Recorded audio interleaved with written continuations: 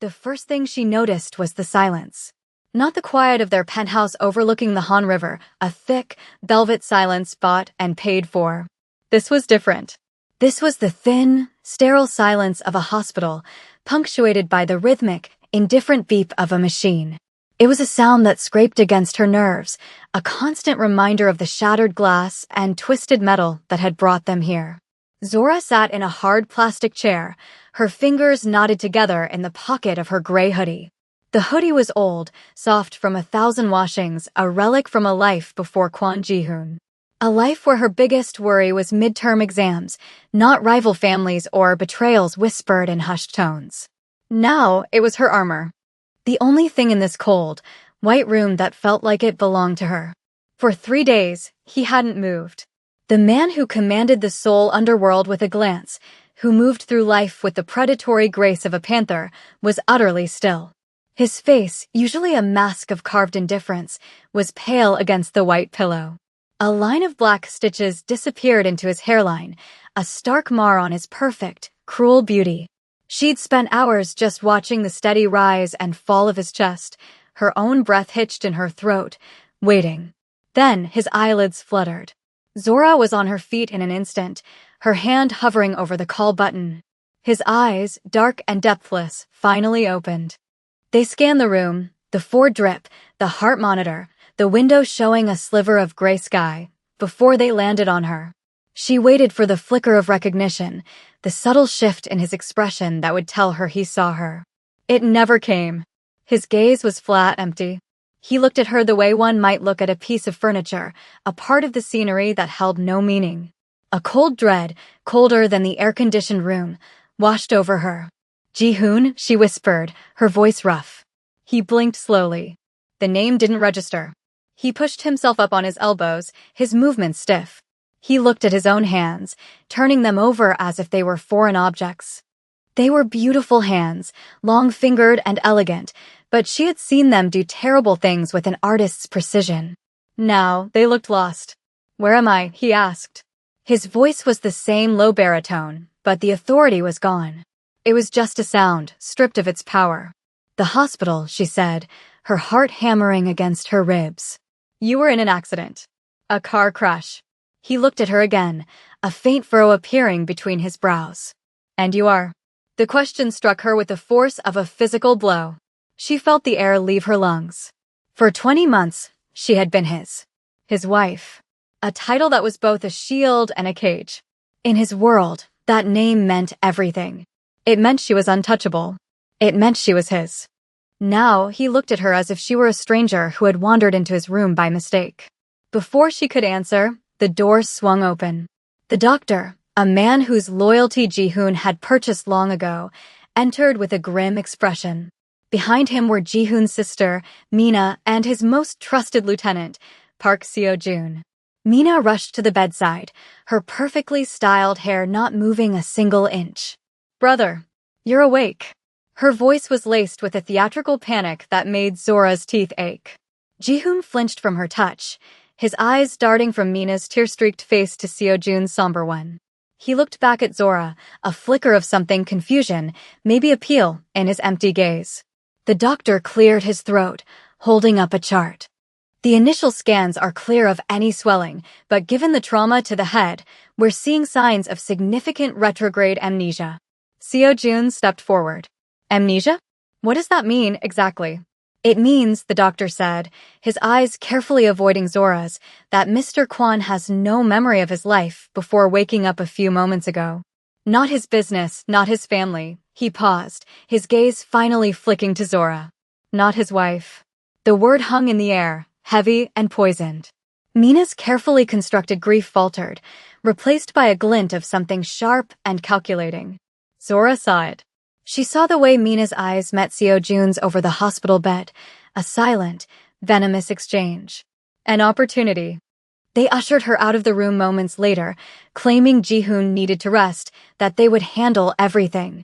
Zora stood in the hallway, the worn fabric of her hoodie bunched in her fists.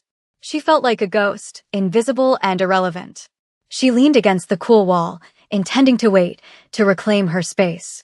That was when she heard their voices, low and urgent, from just around the corner. The elders will need to be managed, Seo-jun was saying. They won't accept this. They will accept what we tell them to accept. Mina's voice was like ice. He is a child again. He knows nothing. This is our chance to restructure, to correct his mistakes. Zora knew what mistakes Mina was referring to. Her. The young black woman from America, Ji-hoon, had married without the family's approval, a disruption to their pure-blooded dynasty. And her? Seo-jun asked. The wife.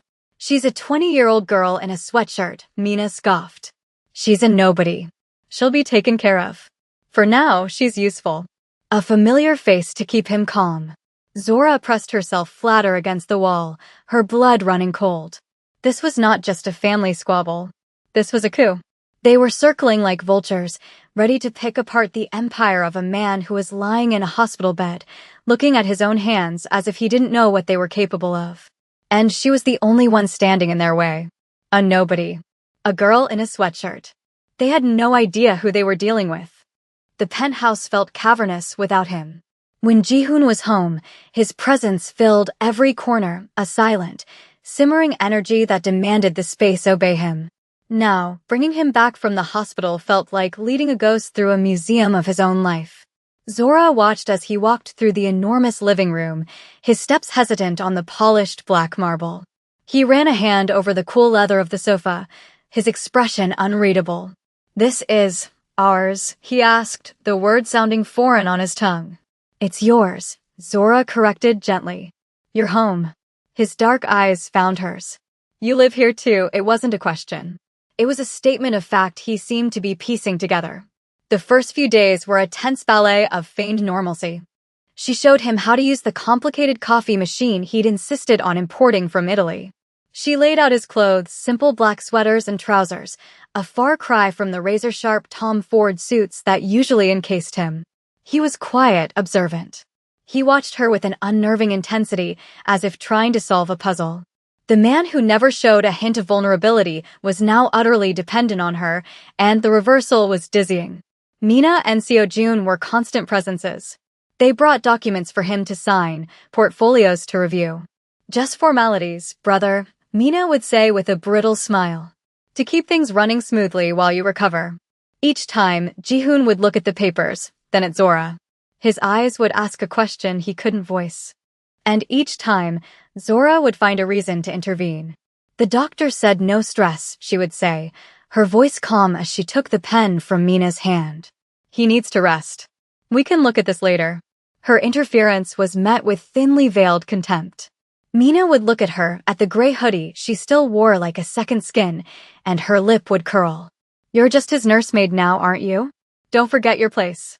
Zora never rose to the bait. She met their glares with a quiet resolve that seemed to unnerve them more than any outburst would have.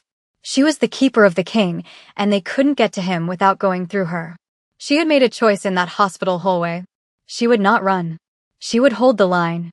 One afternoon, he found her in his study. She was going through his desk, carefully organizing the chaos Mina had tried to create. He stood in the doorway, watching her. He was holding a small, framed photograph she hadn't realized was there. It was of a woman with his eyes, her expression soft and sad. "Who is she?" he asked, his voice low. Zora's heart clenched. She knew the story. It was the one piece of him he'd ever shared with her, late one night when a storm raged outside and the whiskey had loosened his tongue. His mother. She had been betrayed by his own father, cast aside for a younger, more politically advantageous wife. She had died alone, and Ji-hoon, then just a boy, had been unable to protect her. It was the wound he carried, the failure that drove his obsession with absolute loyalty. "That was your mother," Zora said softly. "You loved her very much." He traced the woman's face with his thumb. "Did I protect her?" The question was so raw, so close to the bone of the man he truly was, that it took her breath away. She saw a flicker of something in his eyes, a deep, ancient pain that memory loss couldn't erase. "You were a child," she said. "You did everything you could." He didn't answer. He just stood there, staring at the photograph. In that moment, he wasn't the amnesiac patient or the ruthless crime lord. He was just a man haunted by a ghost. A ghost he couldn't even name. That night, she heard him cry out in his sleep. She rushed into his bedroom to find him tangled in the sheets, his body rigid, a sheen of sweat on his brow. "No," he muttered, his eyes squeezed shut. "Don't touch her. Don't."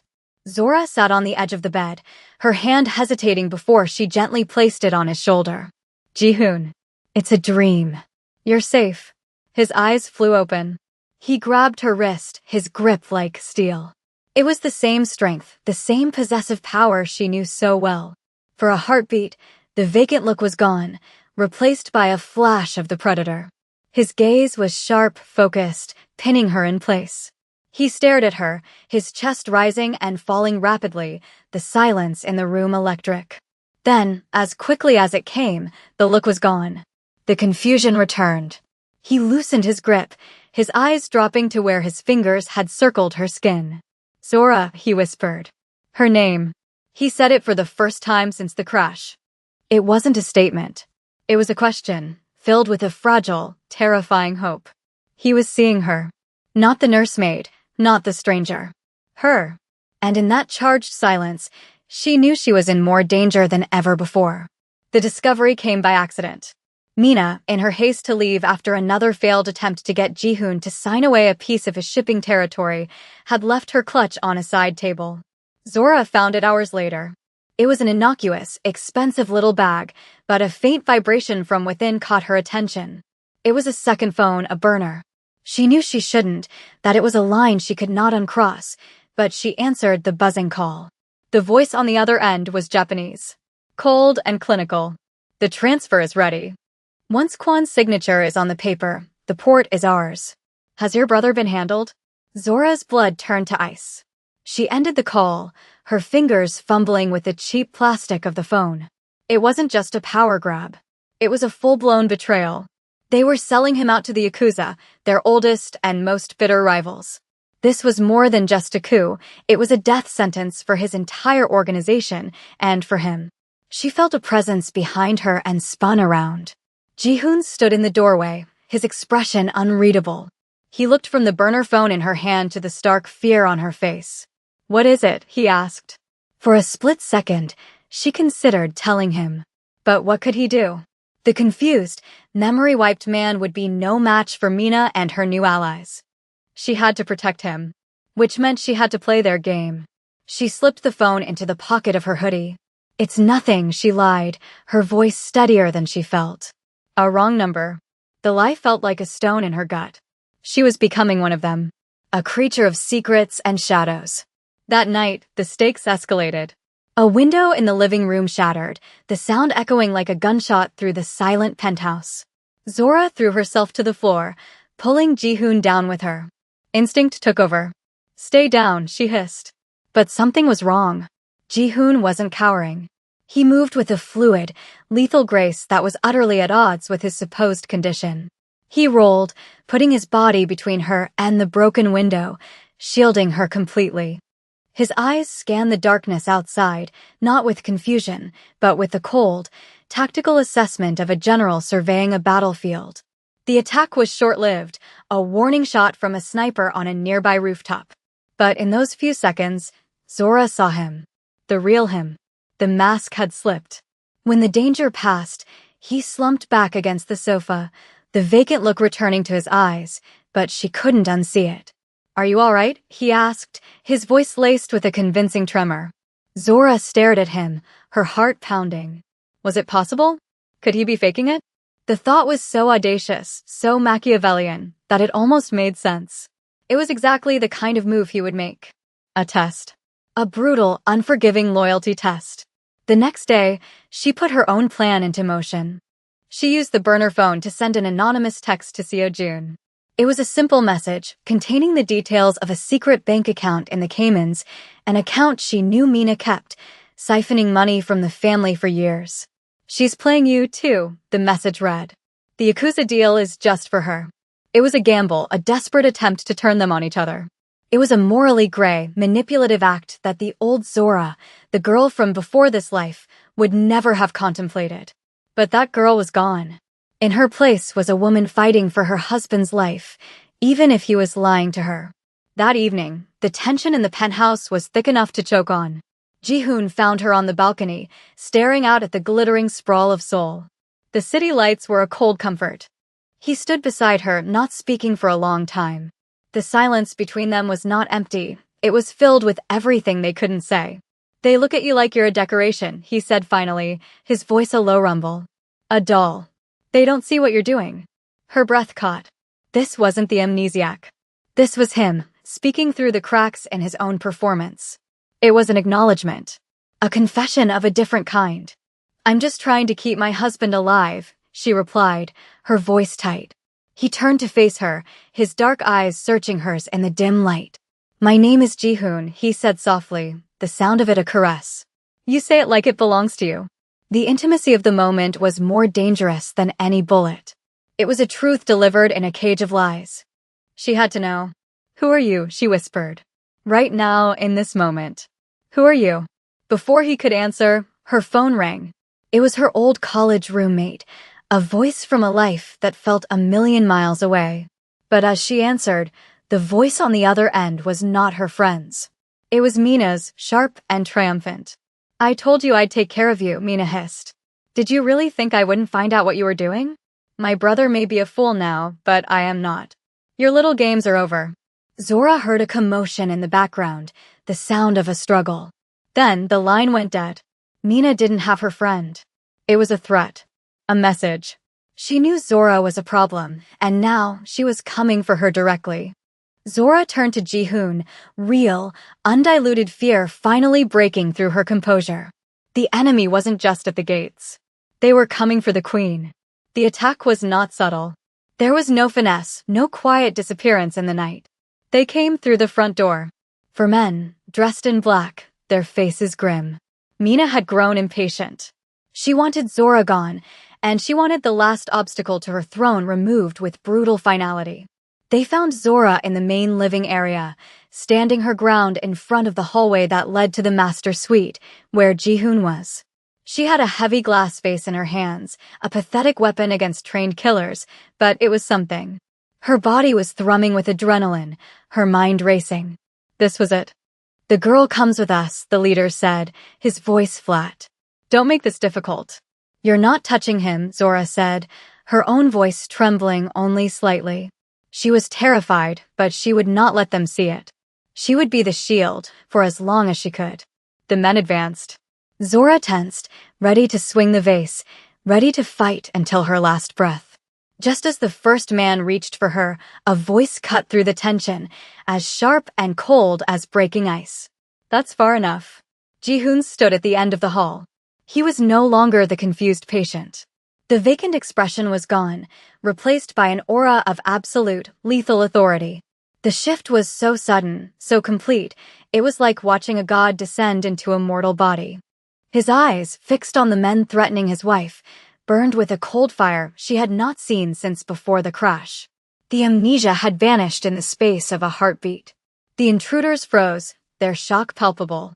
They saw not the broken man they were told to expect, but the ruler of their world, whole and terrible. "You were saying?" Ji-hoon asked, his voice dangerously soft as he took a step forward. The leader recovered first, lunging not at Ji-hoon, but at Zora. It was a fatal mistake. Ji-hoon moved. It wasn't a fight, it was a disassembly. He moved with a surgical precision, a brutal choreography of broken limbs and silenced threats. He dismantled the 4 men in less than a minute. Zora didn't just watch, paralyzed. The moment Ji-hoon engaged the first 2, she acted. She brought the heavy vase down on the arm of the man closest to her, shattering both the glass and bone. She used the chaos he created, fighting with a desperate fury she didn't know she possessed. She was never going to be a passive victim in her own home. When it was over, the penthouse was silent again, save for the ragged sound of their breathing and the groans of the men on the floor. Ji-hoon stood amidst the wreckage untouched. He turned to her, his gaze sweeping over her, checking for any injury. The fire in his eyes softened as he looked at her, at the fierce, terrified woman in the worn gray hoodie, who had stood between him and the wolves. "You were the only one," he said. The words were quiet, but they landed with the weight of a vow. It was everything. An apology, a confession, an absolution. He knew she had suspected. He knew she had held the line anyway. He stepped over one of his former soldiers and walked to her. He didn't touch her, not yet. His eyes fell to the pocket of her hoodie, where he knew she'd kept the burner phone. I had to know, he said, his voice raw with a pain that had nothing to do with any physical injury. After my mother, betrayal from my own blood, I could not risk it. I had to burn out the poison. The cost of his test was laid bare in the wreckage around them. He had sacrificed his family, the very people who should have been his strength, to test the loyalty of the one person he had chosen. The poison was gone, but the wounds from the fire would remain. She knew that their life from this point on would be built on this terrible truth, that he was a man who would set his own house ablaze to see who would run out and who would run in. And she knew, with a certainty that settled deep in her bones, that she had run in. The aftermath was swift and silent. Mina and Seo Jun disappeared. No one asked where they went. Their names were never spoken again. The empire settled back under the iron-fisted rule of its true master. The whispers of weakness were silenced, replaced by a new, more potent fear. The boss had not been weakened. He had been watching. Days later, they stood on the balcony, the city lights of Seoul a river of diamonds below. The broken window had been replaced. The blood had been cleaned from the marble floors. Everything was pristine, as if the violence had never happened. But it had. It lived in the space between them. Ji-hoon came to stand behind her. She could feel the heat of his body, a solid, grounding presence at her back. He still hadn't apologized for the deception, and she knew he never would. Apologies were for men with regrets. Kwon Ji-hoon did not have regrets, he had results. Instead, he gently took her hand, his long fingers lacing through hers. He brought her hand to his lips and pressed a kiss to her knuckles. It was a gesture of fealty, of reverence. "My empire is yours," he said, his voice a low murmur against her skin. "My life is yours. It always was." Zora didn't answer. She leaned back slightly, resting her head against his chest, feeling the steady, strong beat of his heart. She looked out at the vast, glittering city he commanded. Weeks ago, in a cold hospital room, she had made a choice without even realizing it. She had chosen this man, this life, with all its danger and its darkness. She had been tested and not found wanting. And as the cool night air washed over her, she knew, with a terrifying and exhilarating clarity, that she would choose it all over again.